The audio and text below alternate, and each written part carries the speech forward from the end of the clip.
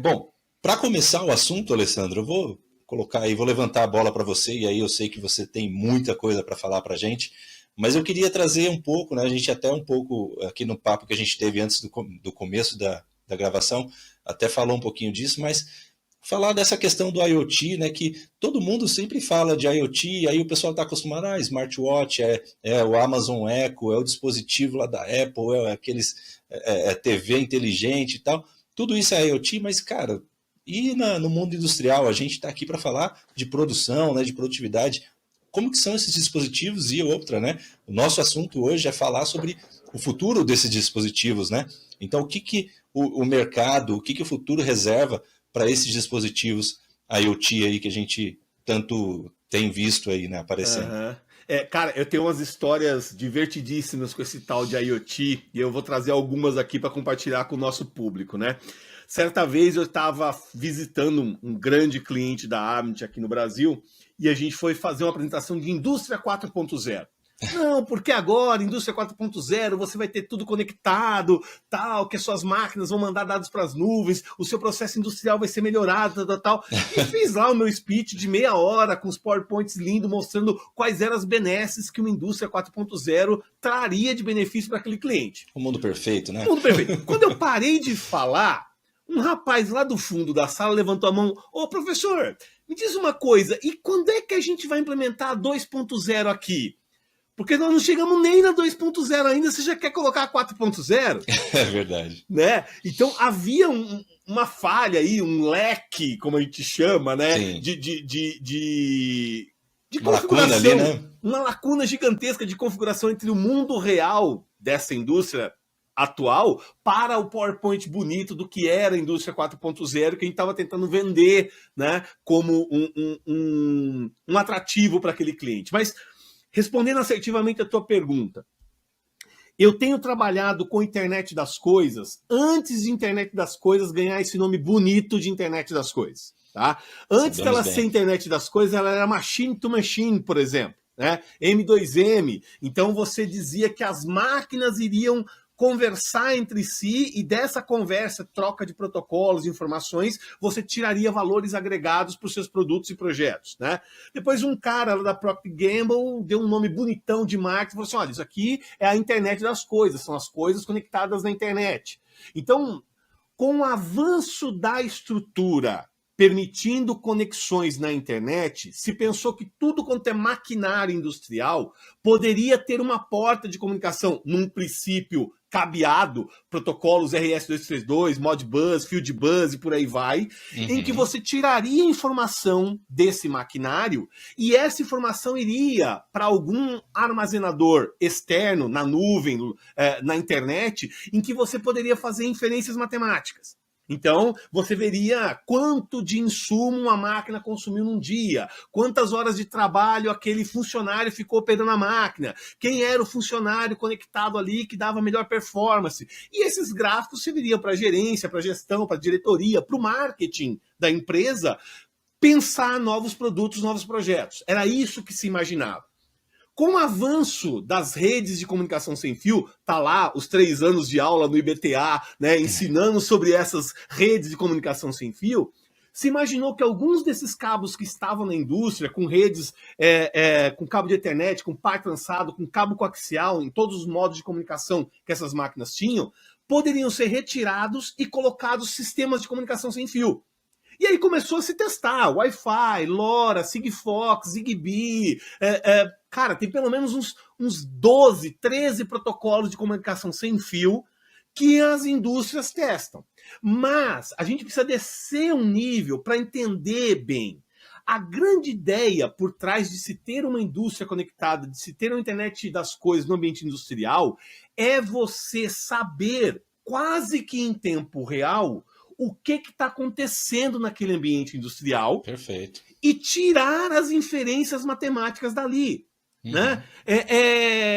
Como que o teu time de funcionários que opera aquele maquinário performa num turno diurno, num turno noturno, com determinado tipo de insumo que chegou, como que a máquina performa, se trocou o insumo, o que vai acontecer, qual o índice de falhas que está acontecendo em produção, como otimizar essa produção, como que você pega um produto acabado, retira dali, leva num estoque, num warehouse para armazenar, né? Então, a ideia é você ir a campo através de sensores conectados nesse seu equipamento e tirar, através desses sensores, informações do mundo real, né? E esses sensores fornecerem dados digitais em que eu posso, dado uma quantidade absurda de dados ao longo do tempo, olhar isso matematicamente e tirar algumas inferências, tá? Então, quando eu tenho um mês, um trimestre, um semestre, um ano de dados de produção,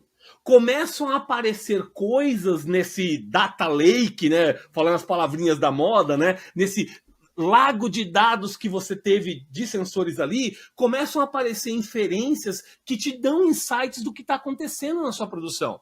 E aí a gestão, a gerência, a diretoria conseguiria atuar em algumas coisas para cortar problemas que estão acontecendo, fazer manutenções que não estavam previstas no seu dia a dia, né? Melhorar a performance por um jeito e por um outro. Então, basicamente é isso que tem acontecido no universo industrial de internet das coisas. Sensoriar maquinário, trazer esses dados, colocar em algum lugar em que eu possa tratar esses dados.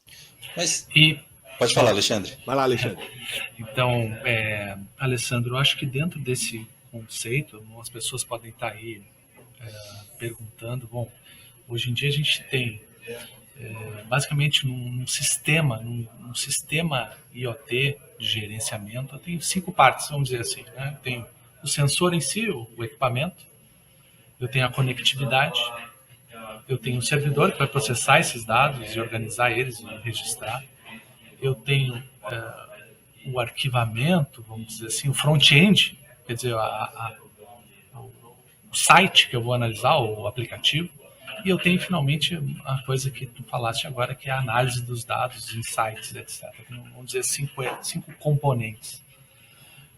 A gente vê que da nossa parte aqui na Ellipse, a gente trabalha muito do sensor, do servidor para a parte de analítica e front-end, né? E toda essa parte de física, vamos dizer assim, física eletrônica, que é a conectividade e o sensor em si, o equipamento, até porque a gente não trabalha com isso diretamente, sim, sempre implementando os protocolos, etc. A gente vê que o pessoal tem muita dificuldade. Como é que os nossos clientes podem fazer para escolher, isto é, hoje em dia eu tenho muitos equipamentos, vamos dizer, imagina assim, ó, tem um sensor de vibração, vamos pensar uma coisa mais simples do mundo. Como é que ele faz para escolher entre LoRa, NB-IoT? Como é que ele vai escolher qual é a melhor sensor em si? Também é uma dificuldade.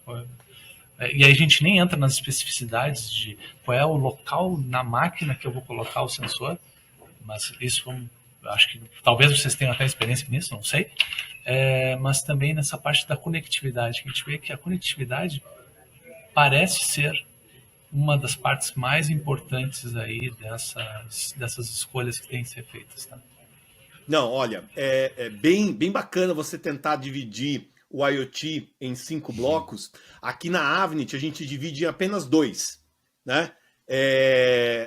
Nós temos o hardware e o software. O hardware é a parte que você chuta, o software é a parte que você xinga, né? Então vocês são especialistas na parte que xinga. Nós somos especialistas na parte que chuta. Essa é uma divisão muito simplista, mas você está totalmente certo, tá? Quando você diz que, olha, eu tenho uma caixinha, uma black box qualquer, que eu vou enfiar em algum ponto específico da máquina, e essa black box vai tirar dados físicos lá do ambiente, só que esses dados físicos precisam ser encapsulados e transmitidos para chegar até o seu servidor aí e a Ellipse fazer todo o tratamento de dashboard, tirar a inteligência. Se esse dado chegar truncado na mão de vocês, vocês não vão conseguir tirar a inferência correta, ou pior, vão gerar informações totalmente falsas porque o dado veio truncado e não condiz com a realidade, né? Então, essa divisão a gente sente bastante.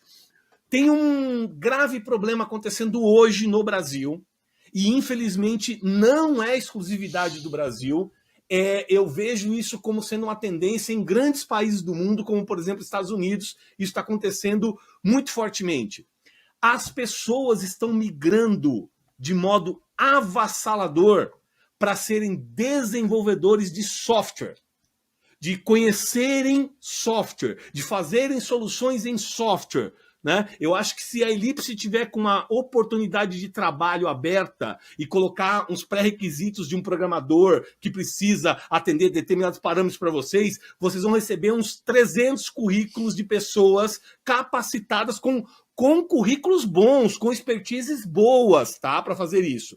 Se eu na Avent abrir uma vaga de engenheiro de aplicação e eu colocar o que esse cara precisa saber, eu não recebo 10 currículos bons para minha área. Recentemente eu estava conversando com um cliente lá de Porto Alegre e ele comentou que a PUC do Rio Grande do Sul fechou o curso de engenharia elétrica.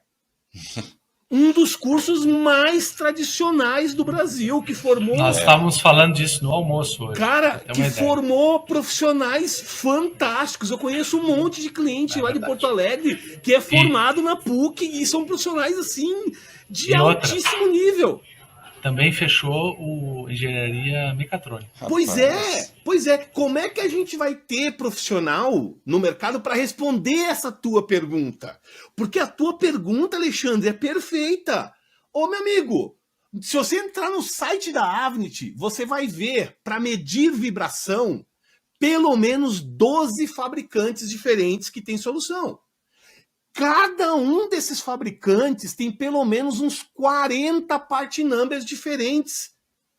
Qual desses é o mais adequado para o seu projeto, para a sua aplicação? O cara tem que entender da mecânica real lá em campo, saber se ele está numa plataforma de petróleo, se ele está num ambiente de produção de telha, se ele está num ambiente de produção de plástico, se ele está num ambiente de produção de carro, de computador, não sei o que se aí no sul aí tem o Vale dos Vinhedos, se o cara é uma empresa que produz vinho, cara, cada uma dessas características industriais tem questões de vibração, de temperatura, de operação totalmente diferentes. E cada um desses fabricantes que eu tenho no meu line card são para uma aplicação específica. Não existe uma caixinha black box que, independente do que seja a sua dor de vibração, você consegue utilizar. Não vai dar certo.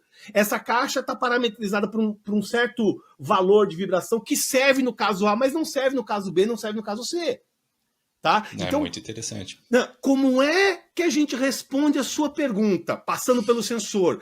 É necessário, primeiro, o cara ter algum expertise, ter algum conhecimento de como esses sensores são fabricados e para que ranges de atuação eles são feitos. Com isso, pode falar. Sabe o que é